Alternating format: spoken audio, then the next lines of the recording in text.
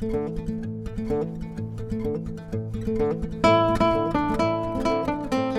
everybody, and welcome back to Colin's Crazy Creatures. This is Mesa, and Mesa is a Chuckwalla. Mesa comes to us from the Education Department at Zoo America. Zoo America is located in Hershey, Pennsylvania, and focuses on North American animals, and you can get in for free whenever you go to Hershey Park.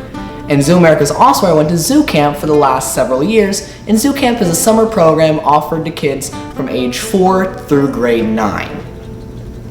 And if you're interested in either Zoo America or Zoo Camp, links will be provided below in the description below. Mesa is one of Zoo America's 2 education Chuckwallas and is very used to being handled.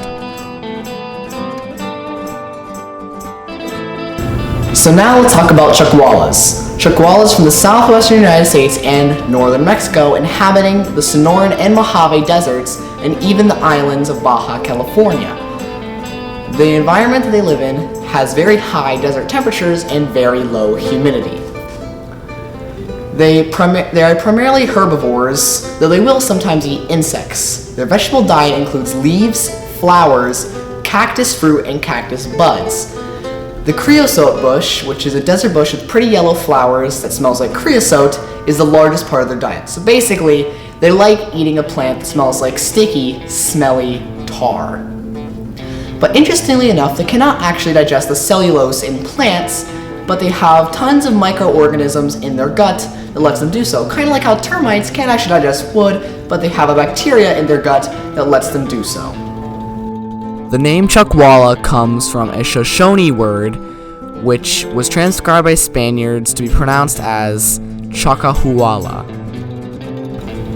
Chuckwallas, even though they can be found all up throughout the desert, they can be typically found in rocky outcroppings where they can hide and absorb heat from the surrounding rocks. It is also a great place to hide from their predators, and there's tons of things that will love to eat a Chuckwalla. And the way they get away is they wedge their flat bodies into the crevices of rocks and bloat themselves with air, making them hard to get pulled out. In addition, their dark skin makes it hard for predators to see them inside the crevices. And while they will mostly hide in the crevices to get away from predators and the sun, they are also very good climbers, can often be seen on the skeletons of Saguaro cactuses. This shot shows how flat they really are, and that is why they're also known as Pancake Lizards.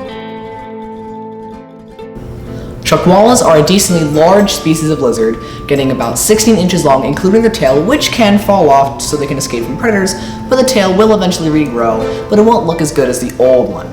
And their size depends on the biome they're found in, and funnily enough, the ones from the islands of Baja California get the largest.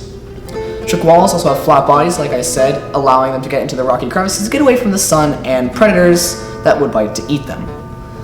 Wild Chuckwallas are colored mostly gray and black with some dull yellows and reds, but captive bred Chuckwallas have been bred to enhance both the black and the red and yellow pigments.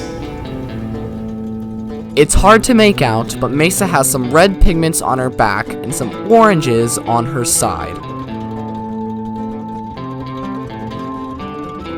So you want a Chuckwalla? Here's some things you need to know. Even though they're not technically endangered, please do not take one from the wild or get one that is wild caught. Always get one that is captive bred and came from captive bred individuals.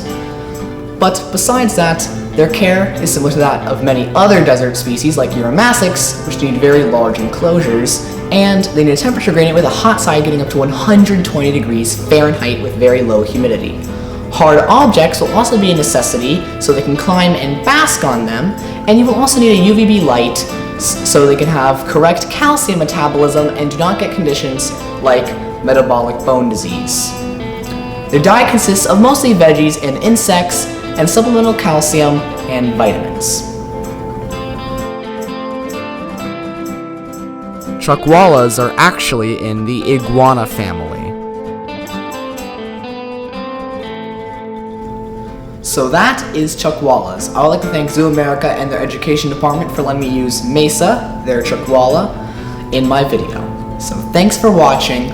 Please subscribe to our channel, like our videos, and see you next time on Colin's Crazy Creatures.